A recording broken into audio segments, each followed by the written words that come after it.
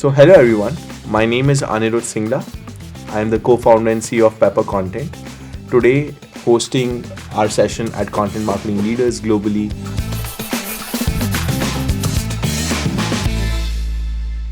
Where I have Christine, who is at Bessemer Venture Partners. Christine, it's such a pleasure to have you with us. Thank you so much for your time. Thank you for having me. Amazing. So, Christine, this is the first time we have someone from the venture capital ecosystem.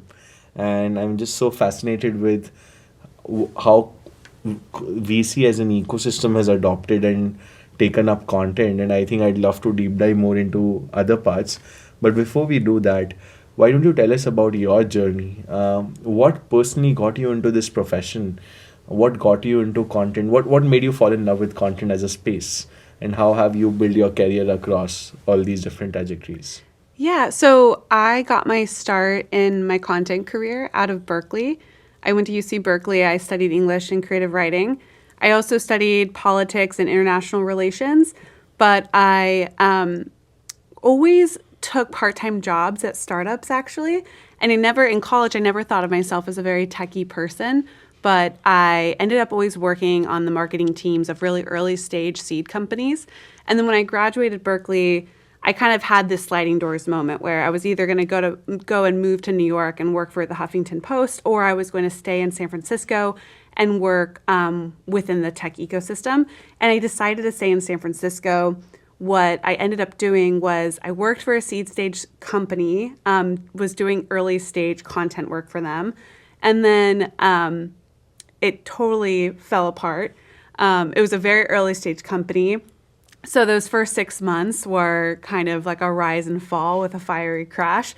But I got out of that, and then I got my first job at an agency called Eastwick. It was a media and content agency where we worked with a lot of enterprise technology companies. So that's where I really cut my teeth in tech. And from there, I really helped build out the content arm of the agency. I was ghostwriting for executives. I was really thinking, back then it was like 2013. So even the term content marketing was still actually early. Yes. And companies were just starting to think about like social media, their blog. And it was at that time very purely about public relations and just having a relationship with the media. But the idea of brand journalism was really taking shape. And so I, was an early builder in some in that realm. And I worked at the agency for several years. I got a lot of exposure to a wide array of different technology companies, from enterprise SaaS to more consumer to even a lot of early stage startups. So I've always been really in love with the startup ecosystem. It's really exciting. And I love to be part of that journey of how to really shape the story for a founder or for, a technology. And what I love about technology is often technology doesn't have the vocabulary yet to describe what it does, its impact. And that's the work of a storyteller, is to really create that vocabulary and to be able to share the impact to customers, employees, investors, the ecosystem as a whole. So I then worked for another startup and helped build out their marketing team. That was a great education on what it's like to build out a go-to-market team, and also, how to navigate a tough market when it's a really crowded space. I was in the user analytics space at that time.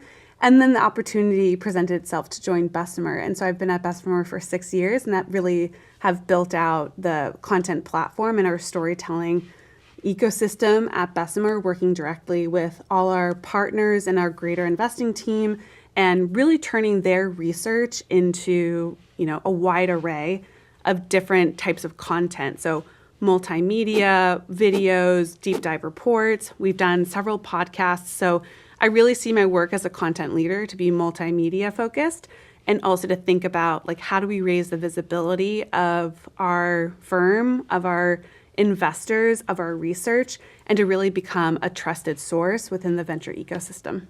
That's so amazing, Christine. First of all, quite a journey. I think from Berkeley to venture capital and all the experiences you shaped up. Just very curious, how frightening was it to take another dig at the startup once you saw that it didn't work out very early on? And how was that journey as a content person? Because you're always thinking about, you're in a room of product and tech people who rarely understand what you do, or who have some idea but not the exact idea, and then building out that content practice, building out that go to market team, just being able to educate a lot of people, especially in early stage companies, about the value for content and why it's not a good to have but a critical part of company building. What was that journey for you like? Yeah, you know, very early in my career, when I was still in college and taking these startup jobs, um, they felt really important to me at the time because I was always like really concerned about doing the ultimately best job I could. But sometimes when the veil is lifted and you kind of see what it is to work at a very early stage startup, it can be very different depending on the talent or the goal or the product. And so, in the capacity that I was working in some of these really early stage startups, content wasn't part of the value offering. It was like embedded within the tool and the product. So when things kind of fell apart, it was sort of like learned a lot of lessons there, had some funny stories, really got my feet wet in terms of, like, for example, just even working the ecosystem for tech. So, for example, like at the very early startup that I worked for that kind of dissolved within 6 months, we were actually working out of the VentureBeat office, which VentureBeat is a news organization. And it was a really quiet office. It was really interesting to sort of like have this team work out of that office while some journalists would come in and out working on like beat stories. So those early jobs in startup really just helped me be introduced into the world of Silicon Valley and tech at large. And then it really was my time at Eastwick, also now known as Hotwire PR, where I really cut my teeth in terms of like gaining the necessary experience of like how content is a strategic vehicle to change, the hearts, minds, and perspectives of your target audience. And Christine, help us understand, and for even viewers, how does one deconstruct a content team at, say, a venture capital firm like Bessemer? Like, for example, if you were to help us segment your content program into different aspects, what all parts do you focus on at Bessemer? And what's the entire practice of content you've built out? Which could mean, what is the ecosystem you've built around with maybe agencies or freelancers and contractors or in-house teams? And what does like day to day look like in a role like Yeah, this? a lot of questions there, but I'll start off with like, how do you even think about, let's say, like the architecture of your content strategy? And, at the end of the day, a content team is part of the larger marketing organization, usually positioned within brand marketing, but it really depends. And so when I joined the team, I really wanted to better understand, what was the value proposition and what was the value that we could drive with content. And so I thought about the venture capital like firm as a whole and as a business. You want to think about the business model that you're serving with content. So in venture, ultimately what the business is that firms get money from limited partners, investors invest those dollars into up and coming startups, and then usually within a 5 to 7 year track, that really depends, you'll see an outcome and a return. And then that return goes back to our limited partners. And, it's not just about the dollars return, but the overall innovation economy that we're driving. And so when I think about like the aspects of a venture capital firm, I call it the 3 C's.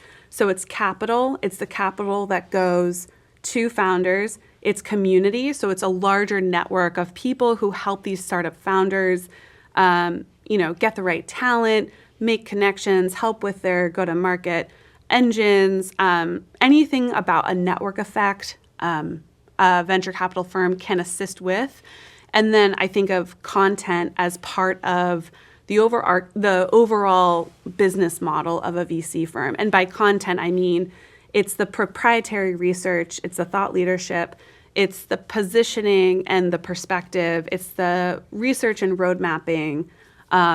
It's anything that's within the intellectual property of a VC firm that helps that firm have an edge in terms of how they invest. And that's the area that really drives investment strategy. And content has a role in helping execute on that strategy. Very interesting. And Christine, I'm just very curious. How would, say, a firm like Bessemer also quantify the impact of the work that your team's been driving? For example, have you seen some patterns or data where you've seen that in terms of deal sourcing, or when you're bringing in more startups and so on, people have had touch points with your content, which your team ended up producing, and then maybe there was inbounds and stuff like that. Just very curious how to think through that. So I think it's important to kind of go back to what we discussed earlier, which is like understanding the business goals and how a content team is, a driver of those business goals. So when we think about, this could likely apply to a lot of VC firms or any sort of SaaS business or AI business. If I had to distill 3 business goals related to our work at Bessemer, it is to position our firm as a top VC and like to build authority within areas of expertise. So founders see Bessemer as, I want to work with that firm or that partner because I know they have an edge on the competition and they're going to be a really thoughtful partner in terms of my founder journey. And then there's the so positioning, it's the raising visibility. So just generally speaking, like how well known is your firm? And so that's very top of funnel. Yeah. And then there's also deal flow. So we want to see that content and the campaigns we produce directly help with deal flow. That's why I work very closely with our investors, is because I'm able to see, how are we able to use this campaign to highlight your new area of research and to help you get more deals within this space. And we've always seen a direct relationship between the content we do and the overall exposure that that roadmap might have, and then how that is really a tool. I always tell people that the ultimate goal for content at our firm is to scale the connection between the investor and the founder. So an investor could have 100 conversations a week, and they typically do. But when they release a big report, when they share their deep thinking on a roadmap or AI infrastructure, for example, or cybersecurity, they can distill a lot of that initial conversation within a report. Yeah. And the goal is that report can reach not just 100 people, but actually like 50,000 people. And then our investors are able to meet with the right founder that they want to work with. So those are our goals. And then when we think about the KPIs, so the key performance indicators that relate to those goals, they're going to be very common to like what a lot of businesses track. So for example, in terms of raising visibility, that could be we're tracking just overall traffic. We're tracking followership on social media. So that's very top of funnel. We're looking at engagement. We're looking at qualitative feedback as well. So like, how are people liking it? Are they engaging with our investors in positive ways? We also are very focused on increasing our audience size. We have a really loyal readership for Atlas, and it's been growing every single year. And what we're most proud of is that it's a very large audience, and over 30% of our readership are actual CEOs and founders. And our open rates are like crazy high. So our open rates are for our emails are like 50%, and our click-through rate is usually around like 5%. So ultimately, like as someone who's always focused on growth, I want to see that audience total number to grow over time and actually to hit some like certain numbers. But not at the risk of sacrificing those really powerful numbers, like the 30% of founders who are part of our readership and our click-through rates, because that is just a really powerful distribution lever that we wouldn't want to dilute that in for the sake of growth. So as we grow that, we're always checking like, okay, are these numbers consistent? And then we know we're on the right track.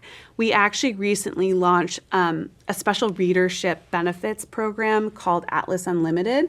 And it is some benefits that are for CEOs and founders only who are subscribed to Atlas.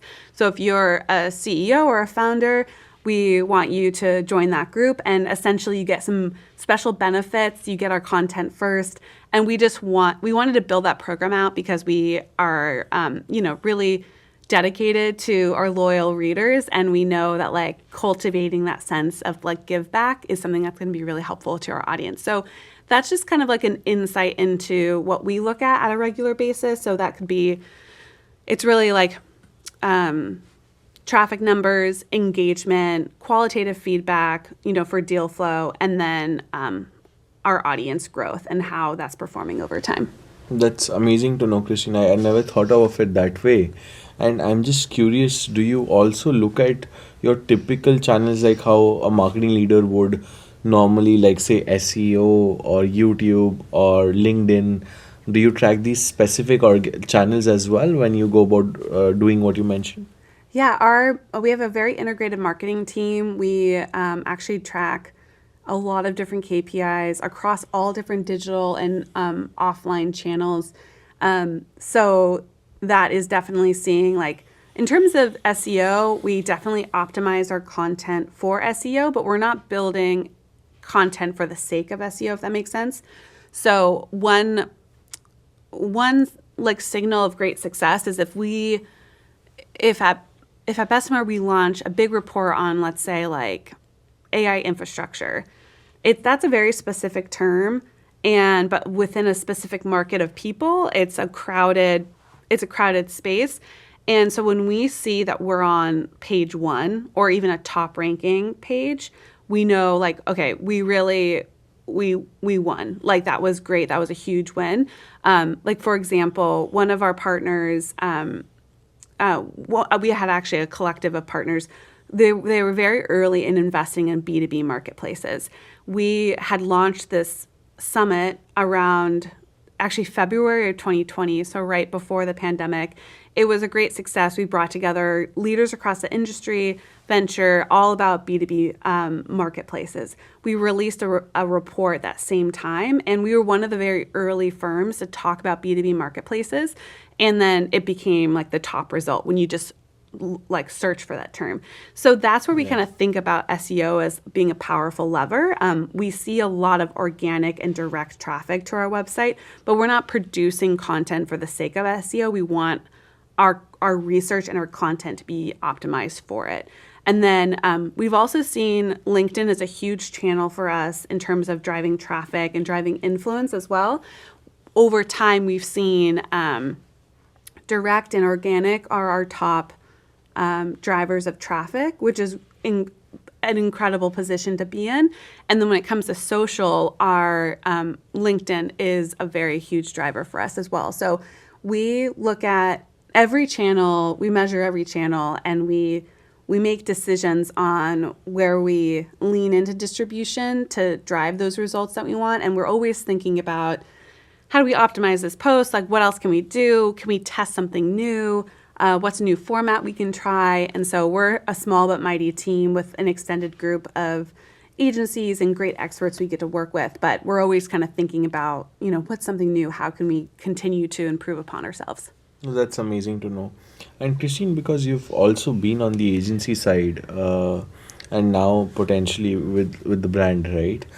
How do you see the role of agencies in supporting, businesses or firms like you, right, which are built on the base of content? So where all do you strategically typically require help? And if someone is to build out their own content team, how should they, especially in say a venture firm, how should they think about I was just looking at a stat. There are about 5,500 venture firms in the States. Oh, wow. And very up and coming platform teams and content teams. So, just very curious to see how do you think about what kind of teams, ecosystems, agency partners should, like, say, a potential content leader at a venture firm look like? And how big can these content teams get? Yeah. Um, Bessemer is in a very unique position where so much of what we do is standing on the shoulders of the research our investors do. So, you know, I think that if it weren't for our team of investors, there's no way that we could have developed and scaled to where we are with such a really small but mighty team. So within my content team, I have one other direct report, and then I have a great agency I work with, another incredible talented person who works on a lot of our content. And then it's really like our team working embedded with our investors, you know, really in the weeds with them and taking their research and turning it outward. And, you know, we do everything from writing from a blank page to taking a V1 from them and really going through a really intensive editing process. We also have a lot of franchises and campaigns that we work on that are somewhat separate from the investment strategies and are much more about broader trends that we do. So this is just to say that we have a lot of tools in our tool belt that we rely on, but our investors are our contributors to Atlas, and it is like the force multiplier that makes us be able to have the scale, the frequency, the level of detail and expertise. So my recommendation to content leaders is always to think about within your organization, who are the subject matter experts and how do you work with those experts to Makes kind sense. of bring their content to life. And then, you know, I work with some great agencies and other freelancers, as I mentioned, but you always want to make sure that your agency is really set up to succeed. So, you know, in-house is where you really develop the strategy, the process, the operating principles about how things are done and what is going to be most efficient for the context of a campaign. And then you want to work with the agency or with a freelancer to think about, like, where will their talents really help us accelerate this campaign. So I really like to make sure that we always have a standard practice. We have processes in place that really work. And then also I want to make sure that our freelancers and our agencies are set up to succeed by leveraging their strengths and their talents. So Very nice. yeah, so that's kind of insight into how we get things done. That's amazing. Thanks for sharing. And Christine, also, I think following on, how important is partner thought leadership for you guys? Because I'm sure because you have so many new investing areas with AI, with infrastructure, with B2B. This is always different trends. So is thought leadership and I've seen a lot of other venture firms focus on building out profiles of their partners. So there's obviously the traditional PR structure, but from a very pure content marketing led channel, has that been a focus area? Is this typically a KR, and how do you think about that? And by partner, you mean our investing By your partners. investing Yeah. partners. So we really wanted the initial stage of positioning our partners and building out their own individual thought leadership campaigns. Yeah. We really want their research and their roadmaps to be what drives it, because there's a lot more meat to it, and we want to establish our authority within a space and building trust with our readers. So in the initial phase, we were really focused on road mapping and sharing perspectives on the market because they are the subject matter experts. So any way that we can position our founders our partners as who they are, which are the subject matter experts within their given domain. We do that through our roadmaps, our reports. We even within their team pages on our website. We really focus on those aspects. And then, we've done a lot of experimentation throughout the years where it's just not pure writing or reports that we've done within our content universe. We started to do a lot of video during the pandemic. We invested in video as like this high leverage asset that we would break down and use it in a number of ways. We invested in really partner focused podcasting too. So we developed a podcast called Cloud Giants. This is Series A. We have healthcare podcasts, and then there was a partner-led kind of shared podcast called Wish I Knew, where it was an interview series. So all our thought leadership has really been focused on content, and over the years, we've like really experimented into podcasting and then video. So another place that's been really fun just to see the development is leveraging short form video across TikTok, Instagram, and even LinkedIn. Wow. And that's a really great way to get our partners front and center. What we found is that a lot of founders are really like video, and most importantly, actually podcasting, because you get to really hear someone's voice and get to know them. And we had one partner share with us that a lot of founders will listen to a podcast. And so we actually see podcasting as both this top of funnel channel, but also a bottom of funnel, because they're really looking to get to know the VC that they might be working with. Yes. So I've always seen podcasting as like a really high leverage asset. It serves the whole funnel. And it's really a way to build that parasocial relationship between, two sides of a relationship in the content marketing world. Makes sense. And Christine, that's a very interesting perspective. Thanks for sharing.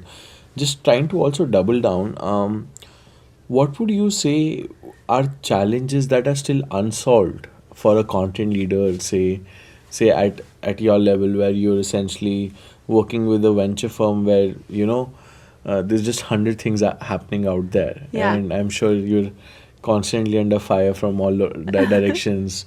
I know all these big events are coming up and covering for that versus your day-to-day. Personally, what are areas of potential improvement or challenges as a content leader that you face and that you've also seen a lot of other content leaders face, where innovation can be brought in? Yeah, I think when it comes to challenges, I always say it's a good problem to have when you have so much work or so like there's a demand of like all our investing partners wanting to work on something. So our team is always busy. There's always a busy season.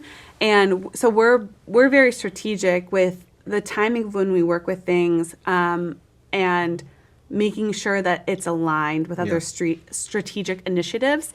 So I would say that's a big challenge for me, which is like, can I just have like double the team or like, but the other challenge that I think is not talked enough about is it takes a long time for anyone, whether you're an investor or part of the embedded content team or a freelancer or an agency, to really internalize the, it might be the brand ethos, the messaging, the style, almost the cultural values of an organization, because that really informs how we approach content, the tone and voice. Yeah.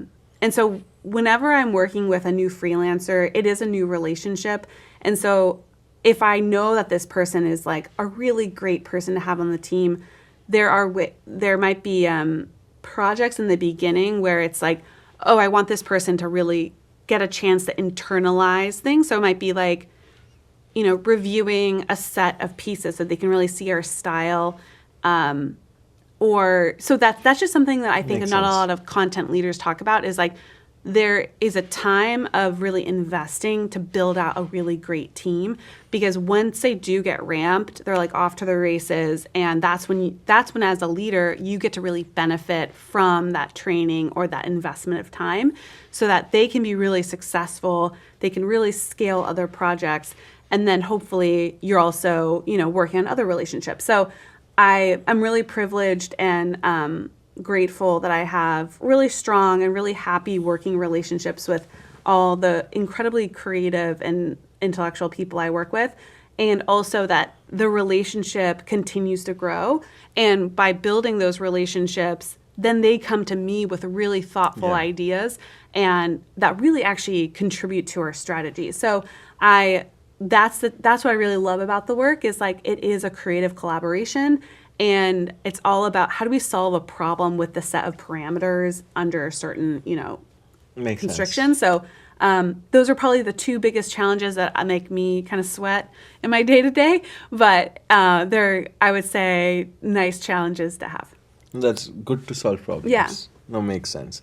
So I think I think last 1 to 2 questions before we move to the rapid fire Yeah. would be, how have you seen AI play a big role in your way of operating, as a team, as an individual, and how serious do you think it is going to play a role long term? Yeah. So would love to first get to know that. I think that every person should become very familiar with the tools out there around AI. And what's interesting, as someone who's very embedded in the world, who is literally writing reports about AI research and how it's changing markets at scale and different vertical industries, there's obviously a moment where you can be a little freaked out and be like, oh my gosh, how is this going to change the world? It is going to change the world, but it's not. But as people, we control the tools, Yes. and we get to harness the power of this new technology. And so you might have heard some analogies of AI being like the invention of electricity or the deployment of electricity, or, and so I always kind of think of it as, as a marketer and as a creative person. There was a moment in the beginning of 2023 where I was playing around with ChatGPT, and I was about to write a report on artificial intelligence, and I had 3 days where I was in a bunker, playing around with it, learning about prompt engineering, and just kind of being like, oh, this is a emotional roller coaster, because I'm seeing this calculator and this machine do things at such a rapid pace, and it was mind-blowing. But the more I'm using this tool, the more you learn of its expansiveness, but also its parameters. And so I just encourage anyone across any industry to become familiar with these really powerful tools that can make you a better leader, a better creative, and have fun with it. Kind of, Makes sense.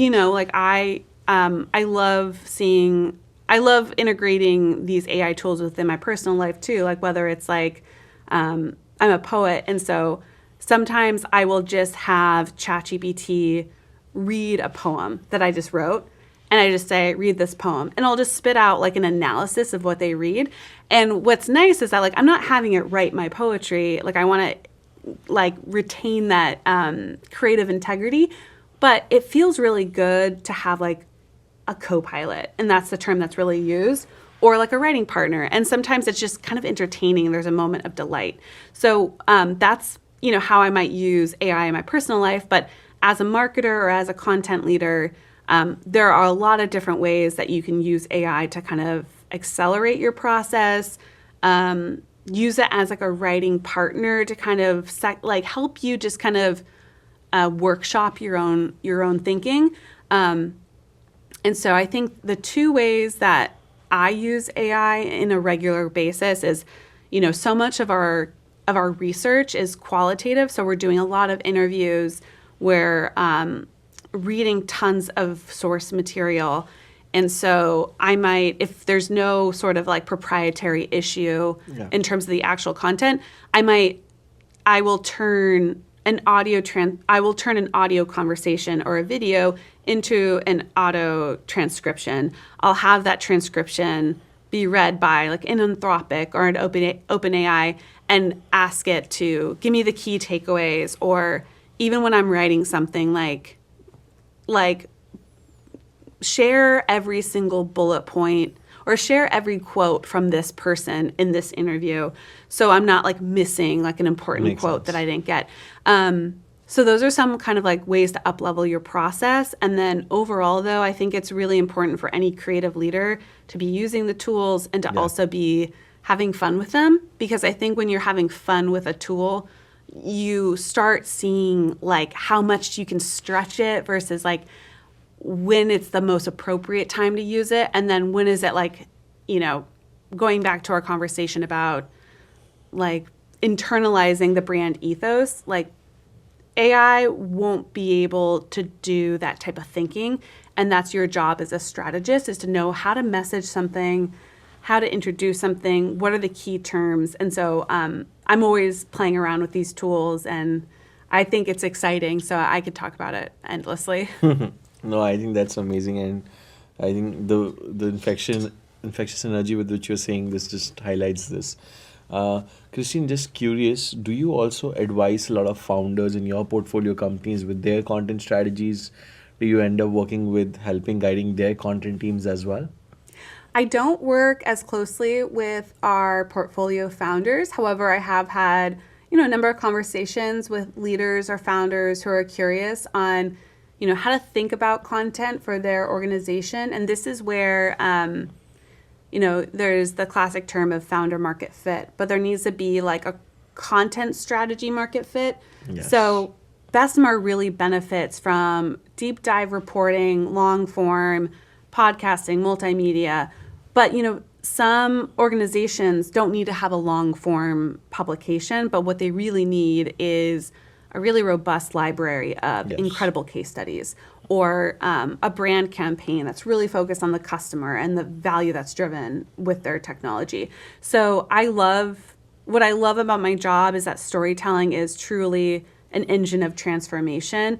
And there's just endless ways to think about what is the message that you really want to instill in your target audience, and then how do you do that most effectively, and what channel and in what way, and in what artistic element. So Makes sense. I love having those conversations with founders, and always open to talking to people who may have questions about building out their content strategy. That's awesome. Thank you so much, Christine. Thank you. We'll quickly move to the last round, which is the rapid fire round. Great. I think I've had ton of good interest. So this is just quick bunch of 5 questions. Like I said, we're going to be very easy on you.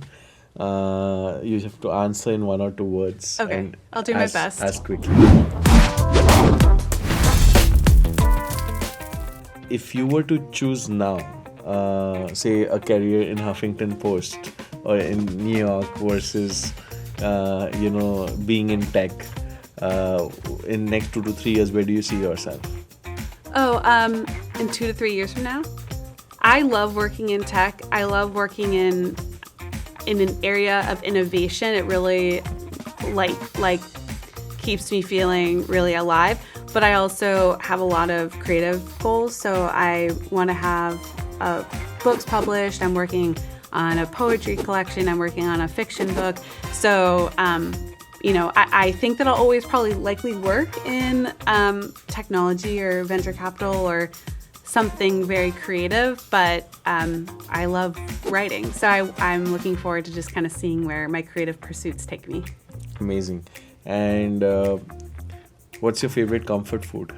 Honestly, I think just like really good bread with really good butter. I go to the farmer's market every Sunday, and that's where I get all my butter now, and I'm like, there's nothing better than that. Amazing. And if you had the option to be the chief storyteller of any brand in the world, what would that brand be?